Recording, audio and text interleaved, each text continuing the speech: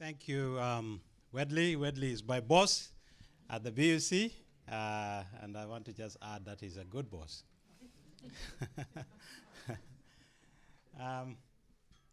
My name is, let me just check it, Steve Okelo. And yes, yes, yes, yes. And we are really grateful to get the opportunity to come up here in the north to speak to you and to share with you some of the things that we do. As Wedley has mentioned earlier, that one of my major remits is to deal with SDAA. Now I see puzzled faces, and it's normal to have a puzzled face about SDAA.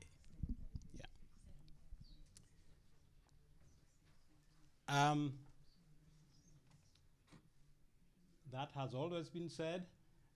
Who are they is a question. I started working at the BUC some 15 to 16 years ago, and the same question was in my mind. But I know what we are is that we are everywhere, but you cannot see us anywhere either. So we are kind of very hard to see. Now, working with one of our auditors, he mentioned, he described it in a very interesting way. He said, SDAA is like your skeleton in your body. Have you seen it? No. But it is there, and it's everywhere you go. So we are like that. And I'll tell you in a bit why we are like that. So we have a funny name, which nobody knows. I saw some puzzled faces. Children do not know it. Teenagers do not know it. Even you could be even an adult Seventh-day Adventist in this country, and you will still not know it. And I can see some faces that agree with me on that. So, but who are we? Seventh-day Adventist Association is, SDAA stands for Seventh-day Adventist Association Limited. It's a limited company that we operate based at the union offices. Now, all titles to the properties. Now, this is where if you have a church, how many of you have a church? Let's see. Just this section, the rest of you don't. Oh, there's quite a lot of people quite have a church building of their own. Now, that building that you own is registered by SDAA, and we are the...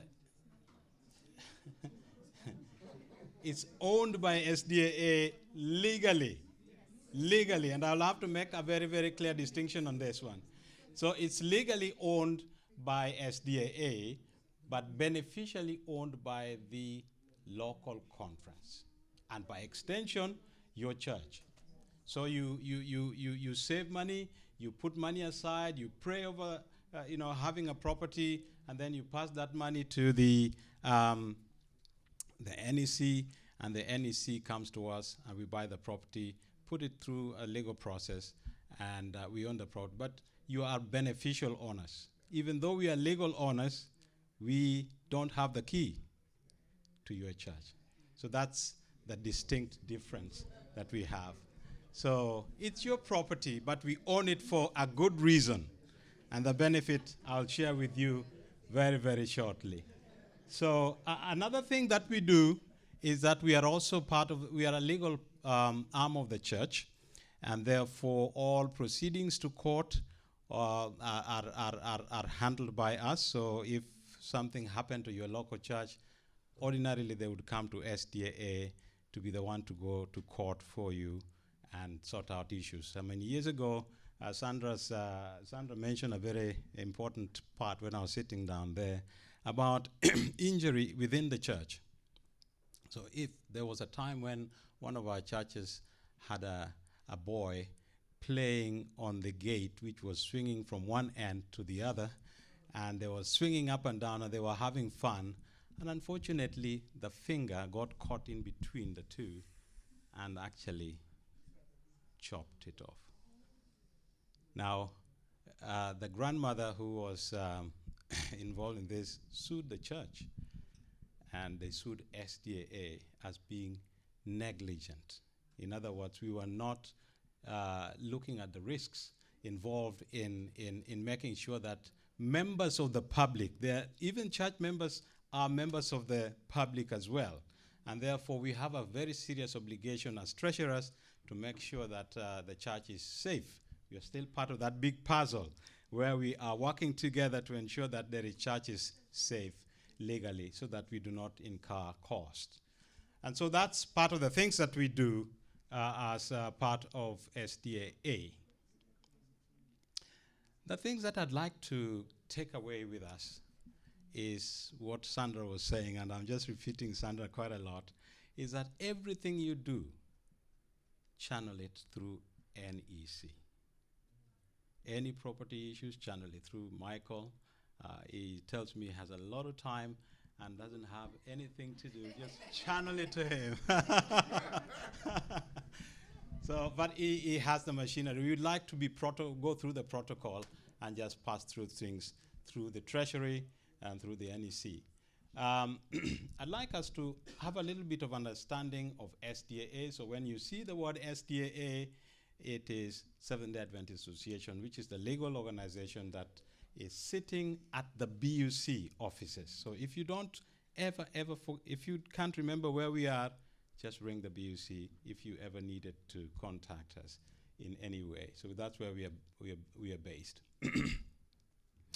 I'd like us also just to go through very briefly. We do a lot of things that I could not possibly cover today, but very quickly we just wanted to make sure that I touch some things that are more relevant to treasurers. So I picked up a few things, but there is a process when you're buying a church, when you're refurbishing a church, there is a process. So that's really what I want you to take home, that there is a process. And it would avoid a lot of disappointment and delays. If you really follow this process, you will be fine. And just I also want to take you through a little bit of an insight on the renovation process of church buildings. So ownership of properties. Who owns the church that you have? All right. What we pay. Sorry. Yeah. You pay, we own it for you.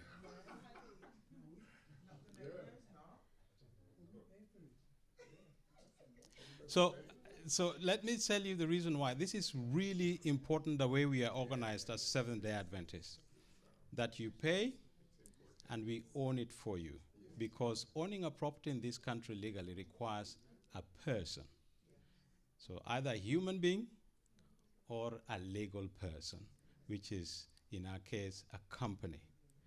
So if we left it to this wonderful elder or church treasurer, who is very liked very much by his church this year, and elections, come in and elections go down. And if we left the title of the property in his name, and you elect him this time, and then elect him again the next year, and the third year you think he's not a good treasurer. And then you tell him as much in church board and church business meeting, and he goes very annoyed. The next time he comes and tells you, give me my church building. And it is not a joke. There is a case like that where a church member called the police to ensure that the members of the church do not get in his property. And he was successful in keeping the church members out of their own property because the title was in a person's name who is here today, tomorrow is gone. Yeah. So that's why we go through SDAA, because apparently SDAA does not die. Do you know how old we are? 100 years old.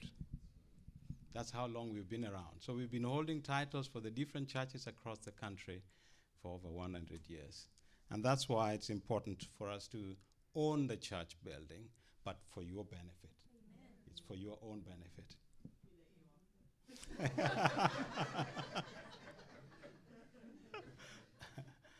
So anyway, we are the legal owners of the property.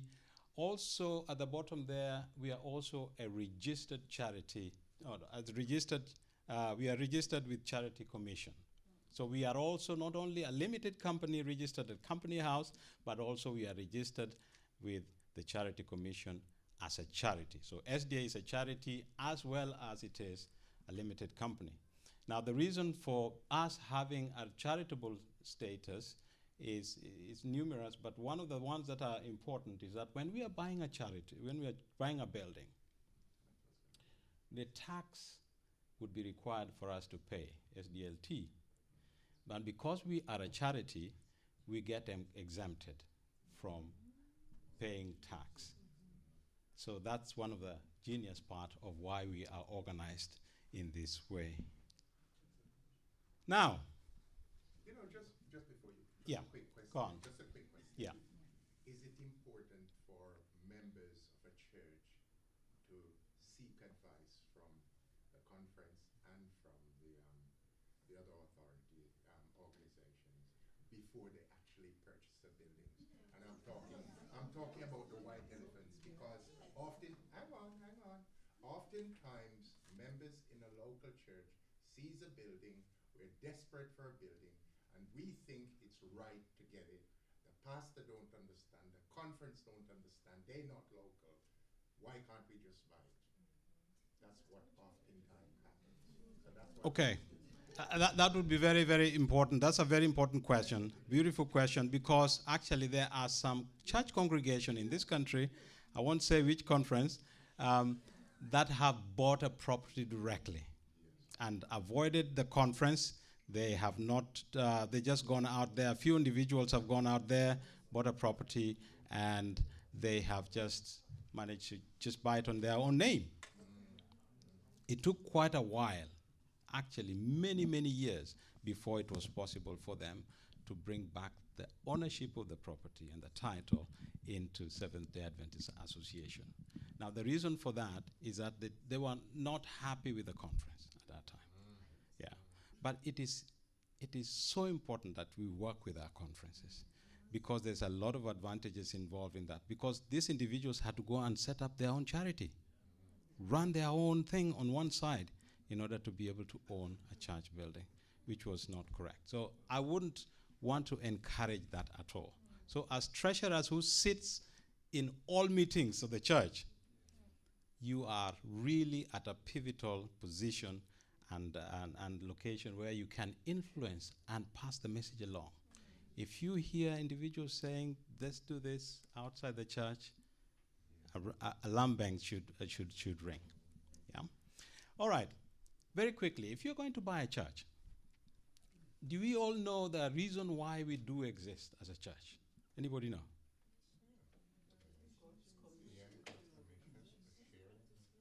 All right, not many of us know reason why we do exist, why we collect the money every month. Well, it is in the Bible. Let me give you a clue. Go ye what? Therefore into all the world, teaching all nations, baptizing them all together. Now, that is the reason why we do exist as a church. And our properties ought to really make a contribution to sharing the gospel of Jesus Christ. Isn't that right? So how does your property lend itself into the Great Commission, sharing the gospel, friendship evangelism? Yes. Right? This is something that you really need to think about, especially if you are thinking of buying a property. You really need to have a vision for this, so that the property you buy will help you drive evangelism forward. Yeah? In one of the churches we have in the south, a really, really beautiful church. I consider it probably one of the best churches that we have in the whole of the union. They have a place, when they come through the door, there is a library at the top, huge library of all reading materials are in there. They have offices down at the bottom for pastors, for elders, for treasurers. Could you imagine even a treasurer having their own office within a church building.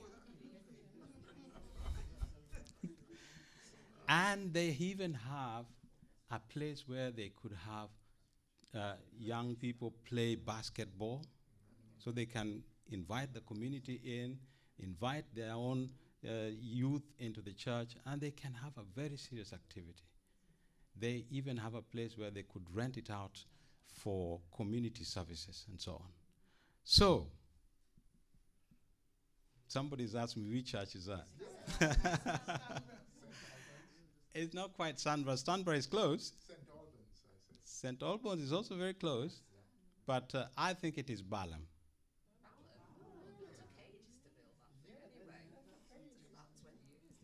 They took a long time, but it's a beautiful building with great facilities that really would drive up evangelism. But even if you don't have a building like that, it doesn't matter. You still can adapt the buildings you have to drive evangelism, and you need vision for that. So think about the thing that you want to do with your building. The Bible says where there is no vision, the people do what? Perish. But he that keepeth the law, happy is he. That's Proverbs chapter 29. The buying process. You want to buy a property. You've really gone through the vision and you know what you really want. You are clear in your head what you really want the building for. You know that this church will serve your elderly people. Those who are still strong would really find the church building still quite useful and attract them in. You really visualize the idea that young people would be able to enjoy using your church building. Your church building will be working day in, day out, every month, every week. It's a busy place. Actually, we were buying a synagogue one time, and I was amazed when I went in there that the place was busy. It was not a one day church building. It was all the days was quite busy. And you want to be sure that the church is like that. So now you've done that. You've got to you've identified a property, and you want to take it through the buying process. What do? The first place is go through your local church business meeting. Very important, because the local conference, the NEC, will not accept your application or your idea to buy a church building until they see minutes from the business meeting. That means it is authorizing the conference to be able to say, we'd like to buy this. So business meeting, and make sure it is quorate, and there's enough people to go that. So note the date. Now in this process, most of it we are going to talk about dates. Dates for these committee meetings are important. You know, as Seventh-day Adventists, we are a committee church, isn't it? Yeah, there is a building committee, there is the Sabbath school committee, we have the nominating committee, and this gets even more committees at the conference. There is the executive committee, and there is all this kind of committee. When it gets to the union, there's several committees as well. The division has them too. But this process of church building process goes through the committees. Now, the reason why we go through committees is very important. In fact, that's why we have existed for 100 years without any problems going on with our properties. Committees. Because in the committees, the Bible says that where there are many minds, where there are many of us discussing a matter, there is wisdom. That's why we do not want one individual to dominate important decision as buying a church building. So the local church business meeting is the first place where you start. And then you really need to think about the other committee dates. The NEC has also committees to approve your church building project. So you need to really be quick to find out the committee dates. How many of you know how many times the North England Executive Committee meets? Once? Every month, good try. Anybody else? 3 times every year, all right, okay. Every other month. There's a lot of variations of what we think the committee meets. Michael, how many times do you meet? We usually meet once a quarter, unless there's any extraordinary meetings. That's right. So every quarter, right? So it's not very many times in the year that they meet. So if you have a building that you want to buy, you really need to pick up the dates when they are going to have a meeting, because they must approve it. At the SDAA board, we will not consider it until the NEC has already approved this process. So get the dates for the NEC. It then, after after the NEC Executive Committee meets, it goes to the Seventh-day Adventist Association Committee meeting. Did I see Anand? No, good. So it comes to the SDA committee meetings. The first thing we check, has the church been able to vote it at their business meeting? We check has the North England Conference voted the purchase or sale of the property? And then we also take the decision to take it forward and vote it and approve it as well at that stage. So the dates for the North England Conference Committee, the SDAA board also meets quarterly. Every 3 months we meet, so if you want to catch up with our dates, you need to find out the dates that we meet. So the message here is dates are important, because if you send in your request a day or 2 after we've met, guess how long you have to wait? Another 3 months, isn't it? It's a long way to wait. Now at the SDAA, we've tried very much to slot in monthly meetings just in case there is a request. And we could also be a little bit more flexible if necessary. But these are the dates that we have. The BUC also is another executive committee that the buying process have to go through as well. See how many layers it's going through? Quite a lot, isn't it?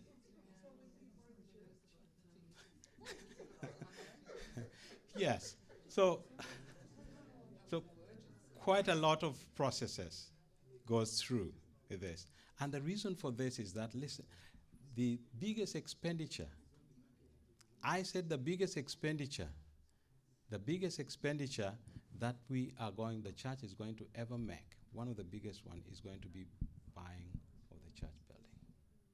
That's why you have to take it through these many layers to make sure that it is rightly done. Now, after it goes through the BUC Executive Committee, there are certain trigger points when it is important by policy that we have to take it to the Trans-European Division Committee. I know.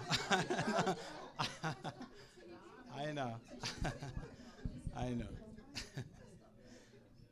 But it is very important. I mean, we are working to streamline this process to try and make it much quicker, because we do realize the need for to be fast. But it is still what has protected us for 100 years. The world has changed. So that is just that's what we are at the moment. So we'll have to go through that. So just be aware of that. So what happens at the church board when you want to buy a building? Somebody within the congregation would have had a vision and a foresight to say that building could suit us. I just tell them affordability. Let's look at that first. Absolutely. Yeah. Can the local church afford it, right? It's very, very important that you consider. Absolutely. Absolutely. So there is many things that the local church need to consider. You need to consider affordability, I do agree. Accessibility is very important. And parking is very important, because some people leave church because parking is horrendous. And so many other things that you have to think about. So I do suggest that you create a property committee at the local church level who would look at all the myriads of details that you have to go through to make sure that the local church is getting the best information on the property that they want to buy. Would this church be able to serve your young people? Can they serve the elderly in your local church?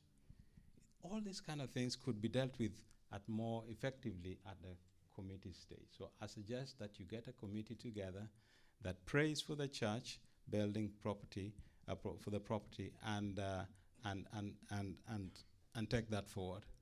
And then after the committee has brought back their report, then they can give it to the local church board, the local church business meeting, or probably go through the board first and then go through the business committee meeting and then approve it that way. Just a quick question. Yeah. Property is building committee, isn't it? You're saying the property committee is also the building committee, it's not two separate. They should really be, we really want to cut down on the committees. They could all function as one. Okay. Yes, as one, yes. But when you are really considering buying, even if you have not seen a building, put together a committee that would go out and scout out for properties that would be appropriate for your needs at the local level.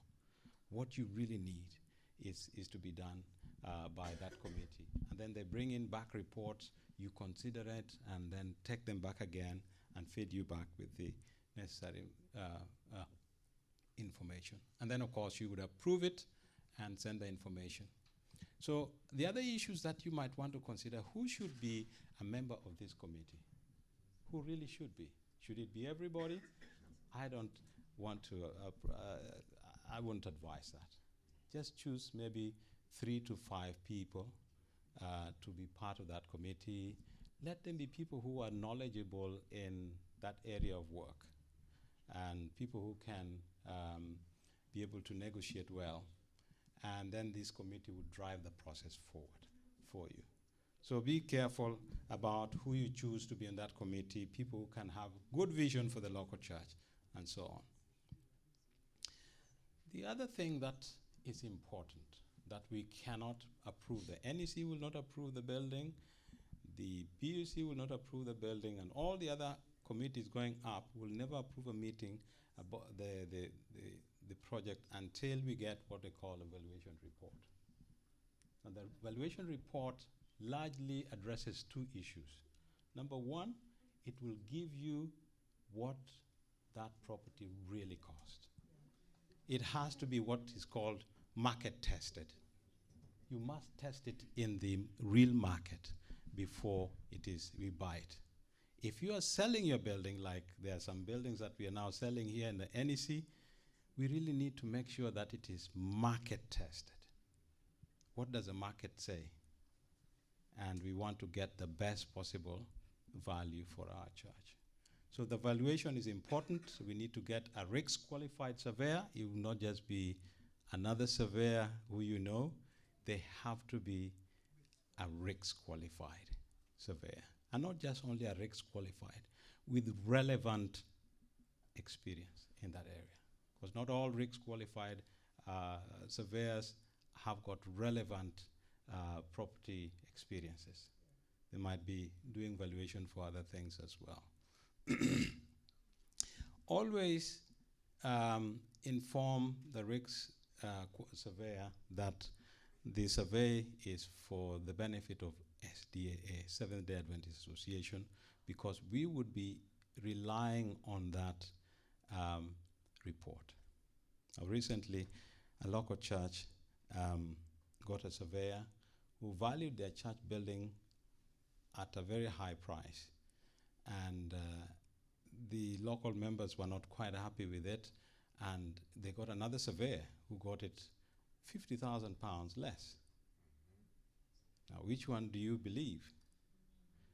So, in the pastor mentioned to me, maybe we need to sue the one that gave us a high price because we have lost a buyer in the process. So we really need to get a relevant, qualified surveyor. And the report need to be addressed to the Seventh-day Adventist Association Limited. So that's very important to be able to do that. And if we are selling the building, it is important to get a special report, not called Section 119 report that is specific to the sale of properties. So that's very, very important. So even if you don't remember these things, just think there is a process somewhere.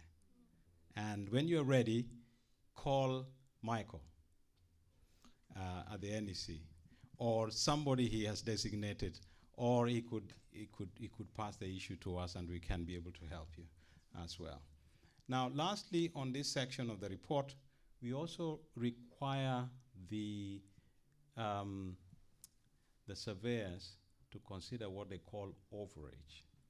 Overage is to be considered. In other words, when we are selling this property and somebody is buying them, say at 100,000, but they go and make £1 million out of it, we have to consider whether that property has got the potential to make that 1 million, and we as the seller are supposed to get a claim or get something out of that amount. So sometimes we have to ask them to consider that in order to be able to get the proper value of the property. So it's very, very important that we consider those issues. Right, this is the threshold. If we have a borrowing of more than 15 times annual basic wage factor, and the expenditure involved more than 30 times the annual wage local factor, that is just over £1 million and 58, we would have to take this to the division because it's large, and the division needs to know the value and also advise and approve the building. So if it is that high, we'd have to take it to the division offices for the approval. Now, for many properties, a large number of properties we buy, we don't get up to £1 million, therefore we don't have to take it there. But increasingly in the south, properties are beginning to hit the 1 million ceiling, and therefore we might have to revise the level of approval at the TED on that one. A very important part of the buying process is the financial plan. Now, you would be leading the local church in putting together a financial plan. A financial plan is a very simple one. If you need a copy, I'm sure Mike has a copy. If not, I could be able to provide you with one. But it just simply is a financial plan on what you will need to buy the property. What will you need to buy the property? So you're going to consider at the top the cost, what it will cost you to buy the building. If it is 100,000, it comes at the top. Sometimes some of this building requires renovation to make it livable.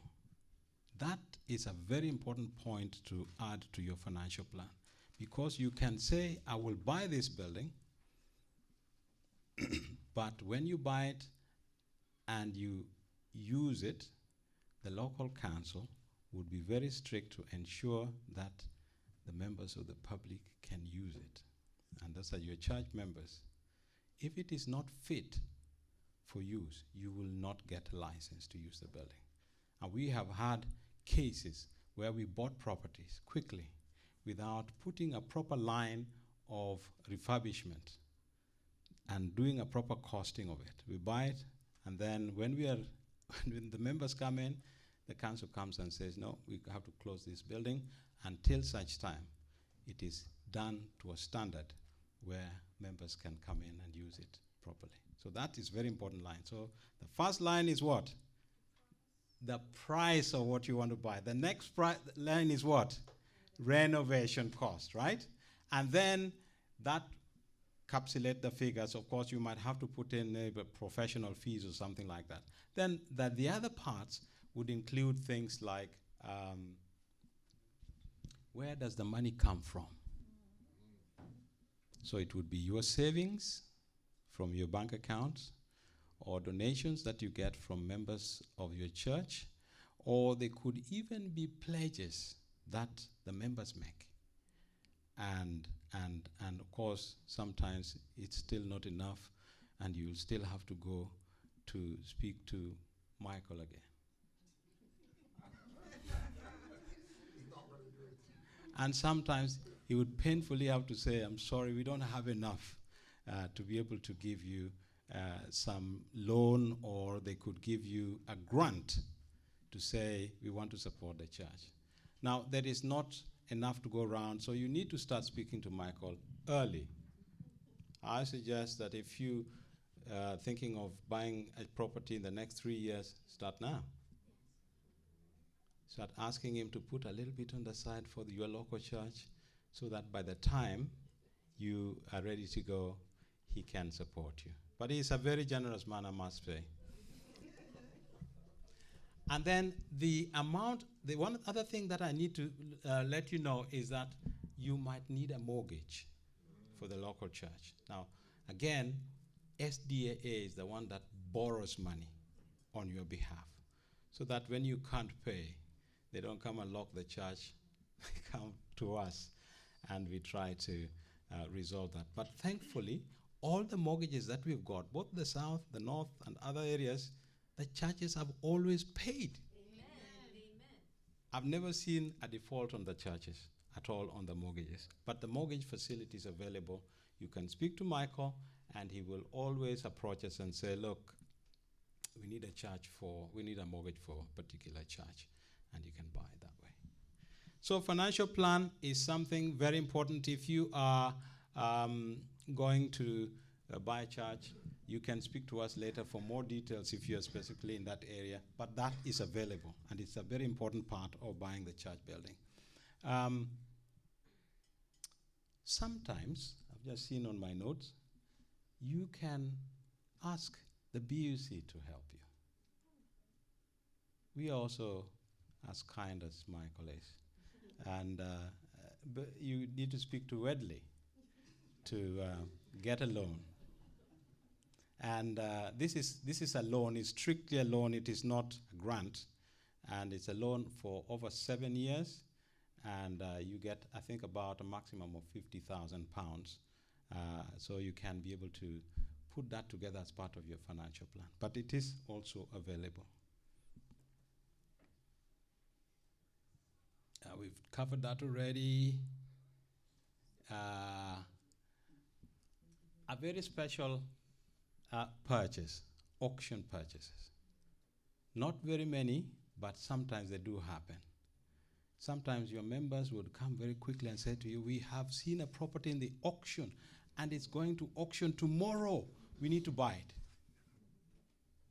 And I'm serious, one church came to me the night before I left work at 5 in the afternoon and said, the auction is tomorrow, can we buy it?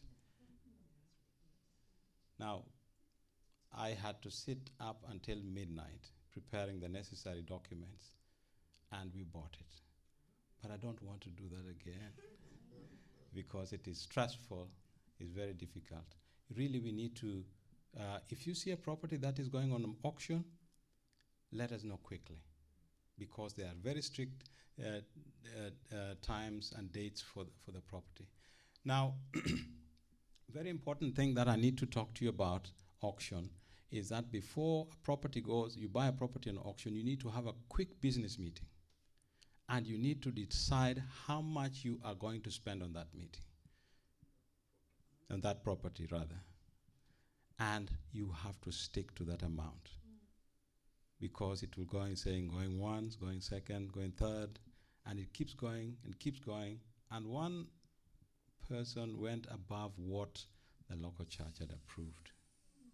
And the strict issues with this is that it has got 28 days. You must complete within 28 days. Otherwise, you lose your 10% value on it. So it's important. It's a special purchase. So if you hear that there is an auction, you've seen a property in the auction, alarm bells should ring as treasurer and try and tell us quickly and tell them that you attended a course And it's important that you do that. Because this legal pack that comes with an auction has to be checked by a solicitor. And they have to approve it to make sure that we have the right title, we have the right use, we have the right owner to buy it from. And so there is a lot of things that we need to check quickly on that. And I have to rush. The other thing is also you are going to get a lot of estate agent making an offer on a property that you've seen. And they will also have quick deadlines saying, look, we need you to put an offer in place. I've got 8 minutes to finish this, but remember, you need to put in an offer. Now that immediately you see an estate agent coming in, you need to inform us quickly so that we put together an offer in place for you to consider. Now, after that, and it has been approved, and it has been approved at the local church, it has been approved at the NEC, the BUC, it has come to the SDAA and the BUC, and it has gone through all that process. Now that is a time when we at the SDAA instruct solicitors to buy or to sell that property. It goes through the conveyancing processes where we are going to consider due diligence on it, establish the right title, who is the title holder, ensure that the seller has a right to sell, and we have to do a lot of searches, and also when those searches like environmental searches, tax searches, all the kind of searches. This is probably the longest part of the buying process, and we need to go through that with the solicitors. And often I say we need to let the solicitors do this without a lot of interference, because if we don't, we could get it wrong. So this is a very important part. And then, of course, after we exchange the contract, we complete, and then we bring it to Sandra and say, could you insure this property for us? And therefore, your properties are always insured once it is bought. Now that is actually the end.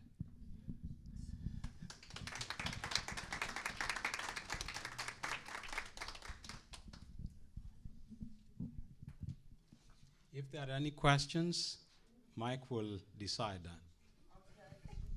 that. Sorry. Good morning, everybody. My name is Stephen, and I currently work for Apple.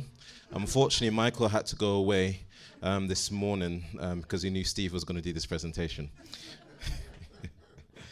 Okay. I have some bodyguards at the back anyway, so thank you, Steve, for the presentation. I can see there's some. Okay. We have a few. We have a couple of minutes for some questions, so then we can get ready to go upstairs. Steve, don't go away. Yes.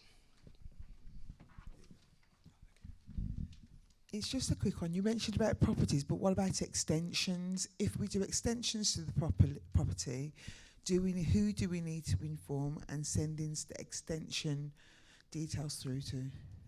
Again, if you're doing extension work, you need to go to the NEC again, initially. The NEC often would just authorize us at the SDA board the NEC would authorize us to be able to take through the process. So we would need proper costing of this extension, get proper quotations from builders who are reputable, not just builders who want to get the job, and then once they get the job, then the prices goes up, right? So that is number one. Once you get the extension, the quotations, you send it to the NEC. If it is a large extension, it really needs to go to the NEC and comes to us for approval and do that. We are now working in some property up in Scotland where they're doing a roof. We had to do an approval for that, but we have to get all the monies in, make sure that the local church has funding for that. That amount that they need for renovation need to be transferred to your trust fund at the NEC, and therefore we will put together a contract with your builder. And then once we have a contract with your builder, we will ensure that they start the work on time, they complete the work on time for you. Another question? Another question here? Oh, first. So in the same way that there's a process for buying properties, is there a process if you want to sell the church? Yes. Equally, there is a process. Again, you start with the church business committee, right? Because you want to make sure that all the members of the church, or a majority of them, accept in selling their church building. So that's where you go through, and then again you go to the NEC, you get a proper valuation of what you want to sell, so that at least you accept the offer based on a market-tested report, right? So it goes through the NEC, and then it comes to SDAA, and then we take over from there, sell it through with the solicitors until you get your money back. Actually, this is the only place where we give you your money back. There's one other question here.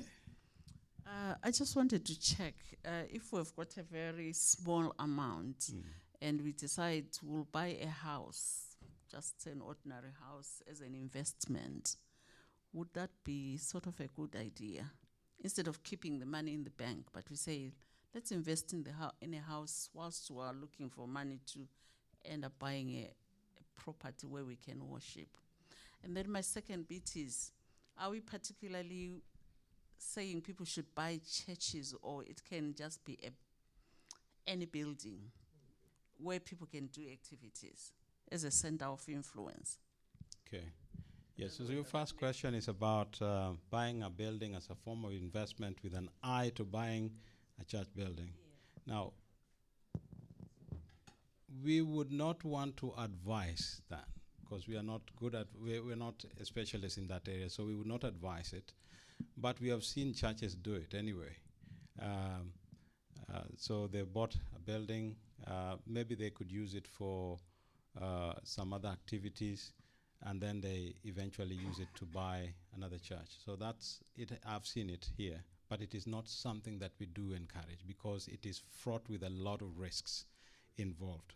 Because if you think about buying a building and then putting a tenant there, managing a tenant, making sure that it doesn't default, it's a lot of work that would require somebody else specifically to do.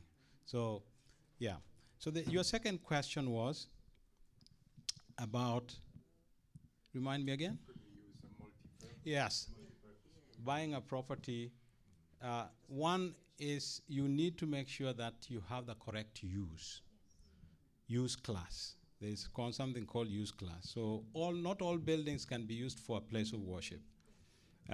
So whatever you get, make sure and check it with us. We would be able to tell you whether it has got a proper use class, so that you don't buy a building, because we know of some properties that have been bought, some buildings that have been bought in the past, and when they got the building for themselves, the council told them you cannot use it for worship. And therefore they have a white elephant standing up there without use at all. And you don't want to get into that kind of condition. So just check it through. Yeah. Okay, thank you very much, Steve. And just to really just add, I know in the NEC, oh, we have another question at the back. Can you use the mic, please?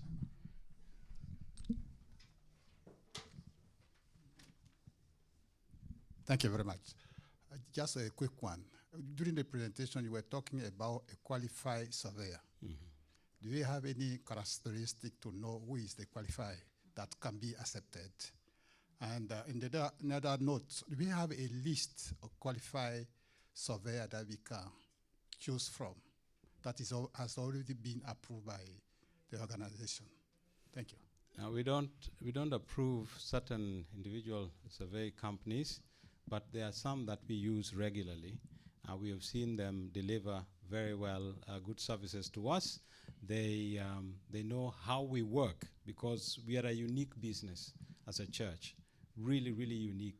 And the survey company need to understand us, where we are coming from, our obligations to the Charity Commission and the rest of it. So the short answer is that we have certain firms that we are using, but we are not obligated and they are not approved by us to be used. We could move to another surveyor, as long as they are RICS qualified and have got relevant experience in that area of work.